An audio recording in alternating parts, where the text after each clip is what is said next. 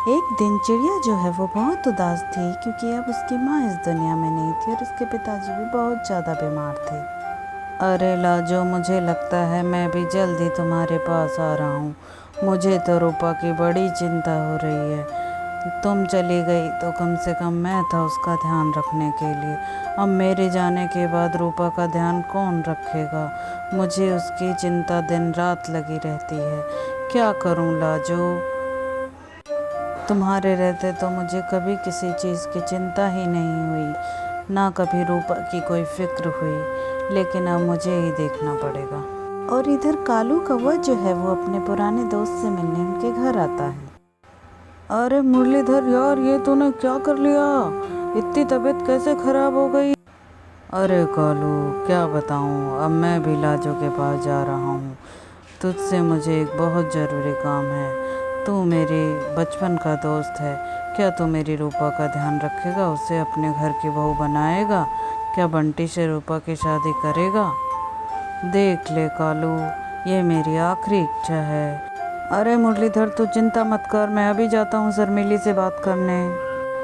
अरे शर्मिली, अब तो तुम खुश हो जाओ, तुम्हें चिंता करने की कोई ज़रूरत नहीं है। तुम्हारे बेटे के लिए मुझे एक बहुत ही सुंदर चिड़िया मिल गई है और वो हमारे बंटी के लिए एकदम सही है। जी सर राम जी, मैं आपको पहले ही बता देती हूँ, मैं मेरे बंटी की शादी ऐसी वैसी लड़के से नहीं करूँगी। मेरे जरा देखिए मेरे बंटी को, कितना सुंदर है, कितना काला रंग है उसका। ऐसी कोई चिड़िया नहीं ले आऊँगी मैं उसके लिए। अरे शर्मिली, तूने मुरलीधर की बेटी रूपा को तो देखा ही है। वही है हमारी बंटी की होने वाली दुल्हन। वो कितनी सुंदर लगती है, और फिर तुम्हें एक मुफ्त की नौकरानी भी तो मिल जाएगी। अरे हाँ बंटी के पापा, ये तो तुम बिल्कुल ठीक कह रहे हो। और फिर घीसाराम जो है वो मुरलीधर के घर चल पड़ता है रूपा को लेने के लिए। पिताजी, मेरे को नहीं जाना आपको छोड़ के। मैं हमेशा आपके साथ रहूँगी। आपके इस बुरे वक्त में आप मेरी शादी बंटी कौवे से क्यों कर रहे हैं? अरे रूपा बेटी, ये मेरी आखिरी इच्छा है और ये तो पूरी कर दे बेटा। फिर घीसाराम जो है रूपा को लेकर अपने घर आ जाता है। अरे वाह, सुन, तो कोई बहुरानी नहीं है यहाँ, तो एक नौकरानी से ज़्यादा कुछ भी नहीं है। माँ जी, आप ऐसा क्यों कह रही? अरे रूपा, तुझे समझ में नहीं आता, मैं तेरी कोई माजी वाजी नहीं हूँ। मेम साहब बोला करो मुझे, मेम साहब। और फिर रूपा को सोता देख शर्मिली जो है वहाँ आग जाती है। अरे ओ रूपा, महारानियों की तरह क्या सो रही है? चलो उठ, काम कर। जी जी जी मेम साहब, अभी करती हूँ, आप गुस्सा मत।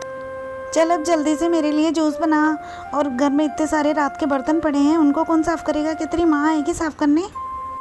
रूपा जो है वो बेचारी दिन रात काम में लगी रहती है, और उधर घीसाराम आता है घर पर। अरे ओ रूपा, कहाँ मर गई? एक गिलास पानी तो ला। ये क्या, ये कैसा पानी लेकर आई है?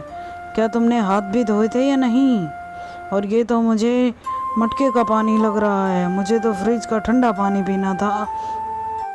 और ऐसे ही समय बीतता गया और रूपा की मुश्किलें दिनों दिन बढ़ती जा रही थी। उधर घीसाराम अपने काम में व्यस्त था, इधर सुंदरी जो है वो दिन रात रूपा को मारती है, पीटती है, और एक ना सुनती थी उसकी।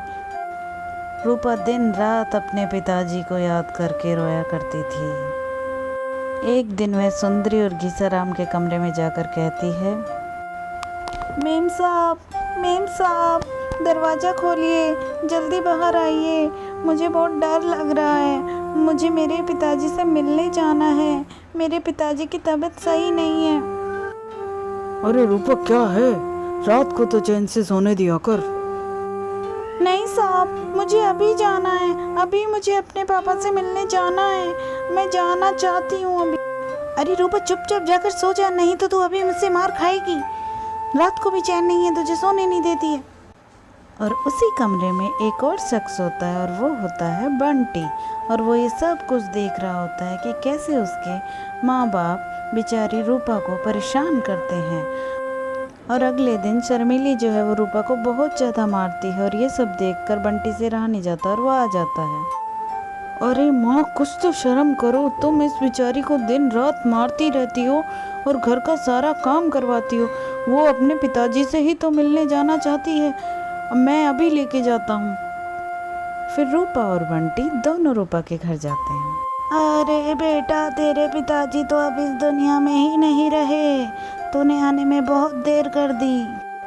अरे रूपा, तुम अब वहाँ मत जाना वापस, तुम यहीं अपने घर में रहो और कुछ काम करके अपना गुजारा कर लेना।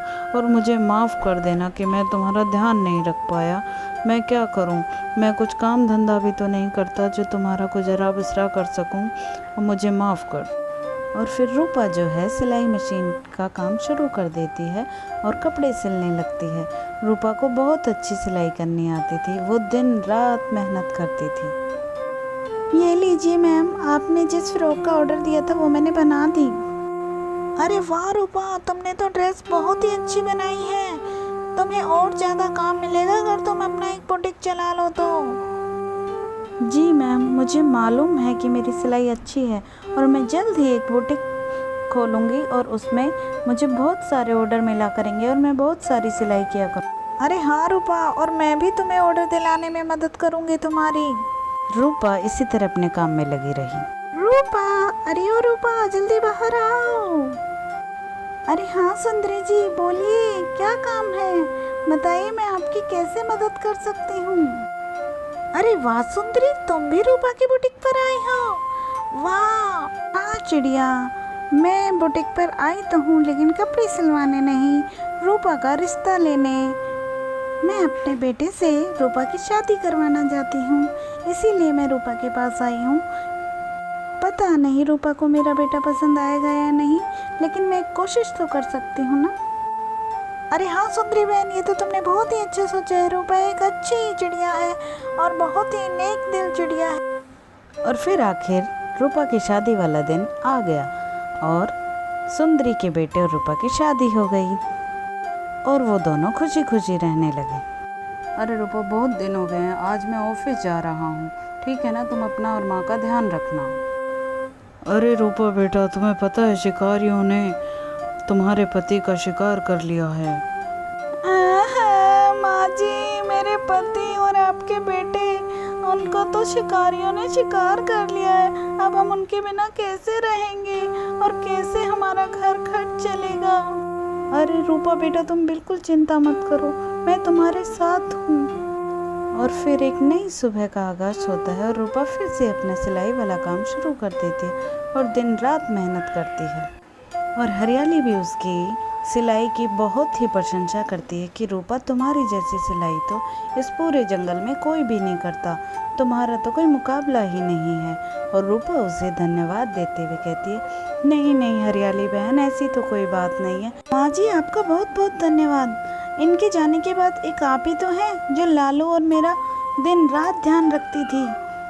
अरे रूपा बेटा, धन्यवाद बोलकर मुझे क्यों बुराया कर रही है, आखिर मैं तुम्हारी माँ ही तो हूँ।